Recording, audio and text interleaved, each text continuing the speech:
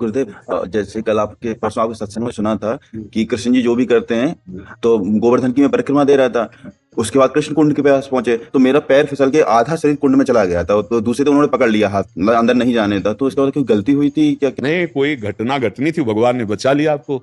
एक घटना जैसे जो मृत्यु जनित होनी थी वो इतने में बचा लिया।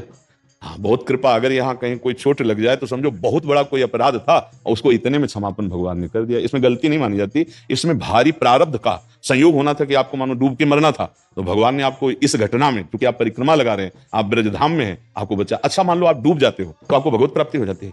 दूसरे जरूर कहेंगे कि यार परिक्रमा कर रहा था बेचारा, स्नान को गया और मर गया, लेकिन आप पक्का समझना उसे भगवत प्राप्ति हो जाएगी, जो बड़े बड़े योगी जिस प्राप्ति के लिए, क्योंकि ये ब्रज है। जानबूझ के आत्महत्या करोगे भूत बनोगे यहां भी। आग भैया, बाबा ने कह दिया तो बोले वैसे ही ऊबे है संसार से, नहीं भूत बनोगे। हाँ, ये स्वाभाविक घटना की बात कर रहे हैं कि अगर ऐसा कभी मान लो ऐसा, अब वो समझ में तभी आएगा जब हम किसी सत्य वस्तु को अपनाएं, सत्य वस्तु को जाने। नहीं तो लगेगा कि अब समय ज्यादा नहीं से, दो मित्र थे, एक मित्र गलत मार्ग में चला गया, एक अच्छे मार्ग में, रोज गंगा नहाना, नाम जप करना। ऐसा जब दोनों मित्रों का मिलान हुआ, वो वैश्यागमन करना, शराब पीना, ऐसा, तो वो बूट पहने अच्छे से और वो नंगे पैर गंगा स्नान करे, तो जो गंगा स्नान करता था उसके इतना बड़ा खजूर का कांटा लगा। खजूर समझते हैं ना, बड़ा कांटा होता है, पार कर गया। वो बैठ गया, राम राम राम राम ऐसे कह के। वो जब निकला तो कहा, देखा कहते थे कि ये सब नाटक है, क्या मिला तुझे? और देख मैं बहुत मौज मस्ती से चल रहा हूं। और आगे चला तो एक धूल में, ऐसे ऊंची धूल थी, ऐसे लात लगा, उसमें देखा हीरा। लौट के आया, देख बोल तेरे कांटा लगा, मुझे थैली मिली हीरे की। उसको लगा यार वास्तविक ही सब नाटक है, क्योंकि मैंने देखा है वैश्यागमन करता है, शराब पीता है, इसको थैली मिली हीरे की, और भजन करता हूँ, राम राम बोलता हूँ, गंगा नहाता हूँ, खजूर का कांटा लगा। तो जब किसी भक्त को संशय होता है तो भगवान किसी न किसी रूप में आके संशय निवारण करते हैं। तो एक वृद्ध के रूप में भगवान आया, बोले अरे बेटा कांटा लग गया क्या?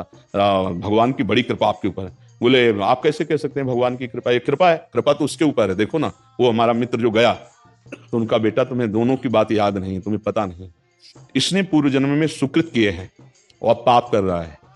ये आजीवन चक्रवर्ती सम्राट के पद का भोग करता, ना बैठता तो भी वैभव होता। इसके पाप कर्म से सारे पुण्य क्षीण होते चले गए। अब ये जितनी असरफी और इसको मिली है, ये जहां इनको भोग लेगा, इसका पुण्य खत्म होगा, इसकी दुर्गति शुरू हो जाएगी।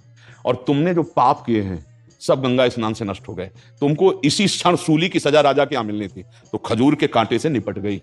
भगवान के गंगा स्नान का फल हुआ सूली की सजा खजूर के कांटे, और उसको राजपद का सुख मिलना था, सारे पुण्य नष्ट हो गए, बस ये थैली भर रह गई है। इसका जहां प्रयोग करेगा तो उसके सारे पुण्य खत्म हुए, फिर इसके ऊपर पाप का, तो उन्होंने बचा लिया। नहीं तुम्हारी भक्ति में ही निष्ठा खत्म हो गई। तो ये घटनाओं का अगर ज्ञान ना हो तो फिर अंदर से अश्रद्धा हो जाएगी। तो श्रद्धा अगर हमारी टूट जाए तो फिर हमारी भक्ति में बाधा पड़ती है। नहीं तो आप सच्ची मानिए, पैर फिसलना या चोट लगना या किसी भी तरह की हानि होना, बहुत बड़ी हानि को भगवान ने छोटे में कर दिया, क्योंकि भगवान तो सर्वज्ञ है ना। अब गिरिराज जी की परिक्रमा लगा रहे, वहां पाप कौन हो सकेगा?